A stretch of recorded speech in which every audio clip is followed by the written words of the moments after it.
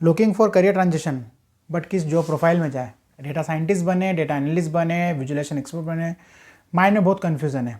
Right, मैंने जब try किया था मेरे माइंड में बहुत कन्फ्यूज़न था। So hi everyone, welcome to my YouTube channel. मैं आपका दोस्त अफजल मंसूरी। सो आज की वीडियो में हम ये डिस्कस करेंगे कि हमें किस जॉब प्रोफाइल में जाना चाहिए एज पर आवर कैपेबिलिटीज़, और हमें किस जॉब प्रोफाइल को सिलेक्ट करने के लिए क्या क्या पढ़ना पड़ेगा। सबसे पहले हम स्टार्ट करते हैं कि डेटा विजुअलाइजेशन, डेटा एनालिस्ट और डेटा साइंटिस्ट ये बेसिकली होता क्या है। ये एक ही पर्टिकुलर फील्ड से रिलेटेड रहते हैं और इसका जो मेन रिसोर्सेज रहता है, रॉ मटेरियल, तो उसको आप इजी वर्ड में कह सकते हैं कि डेटा जो भी है रिसोर्सेज वो डेटा के आसपास ही काम करते हैं। तो सबसे पहले हम लोग जाते हैं डेटा विजुअलाइजेशन के लिए। इस पे जाने का रीज़न ये है कि इसको लर्न करना सबसे ईजी है और सबसे फास्टली आप कर सकते हैं। इसमें आपको टूल्स क्या क्या सीखना पड़ेंगे, तो बेसिकली दो तरह के टूल्स आना चाहिए आपको। एक power BI, second one is tableau. दोनों आना ज़रूरी नहीं है बट कोई एक आना बहुत ज़्यादा ज़रूरी है। इसके साथ में एक language SQL, structured query language, और पाइथन का बेसिक नॉलेज होना चाहिए, क्योंकि जब आप इंटरव्यू फेस करेंगे तो आपको पाइथन के जो क्वेश्चन हैं उनको तो फेस करना पड़ेगा।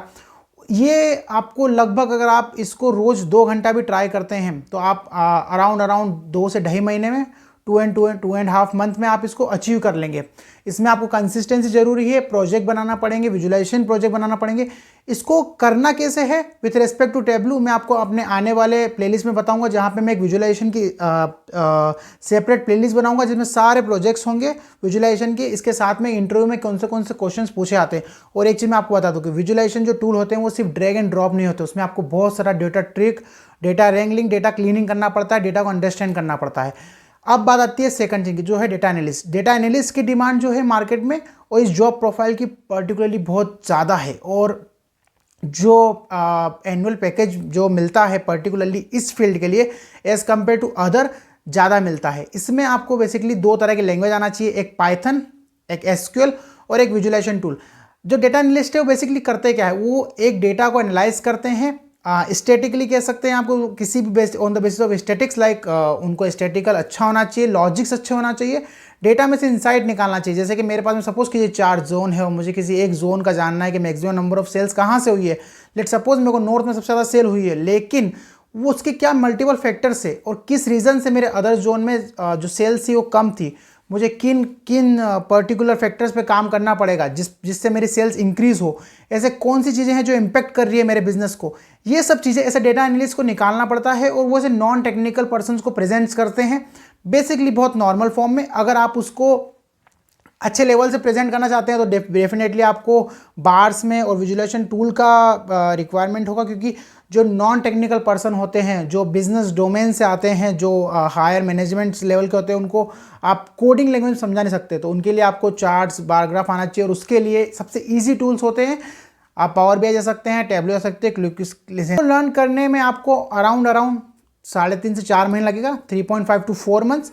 कंसिस्टेंसी जरूरी है। पाइथन आपको इसमें एक आई विल नॉट से कि बिगनर लेवल के आना चाहिए, but for interview intermediate level पे आना चाहिए। इसके लिए फ्रेशर्स की ओपनिंग होती है, अच्छे लेवल पे होती है। आप किसी को रेफरेंस के लिए बोल के भी इसका जॉब ले सकते हैं, बट इसके इंटरव्यू बेसिकली थोड़े से टफ होते हैं। 3.5-4 मंथ में अगर आप कंसिस्टेंटली 2 से 3 घंटा देते हैं रोज स्टडी के लिए तो आप इसको अचीव कर लेंगे। आपको पोर्टफोलियो बनाना पड़ेगा, अच्छे प्रोजेक्ट्स बताने पड़ेंगे, आपको लॉजिक पे अच्छा होना चाहिए, आपको ये आना चाहिए कि आपने अगर कोई भी पर्टिकुलरली कहीं से डेटा एक्सट्रैक्ट किया है, किस बेसिस पे किया, ये आपको आना चाहिए।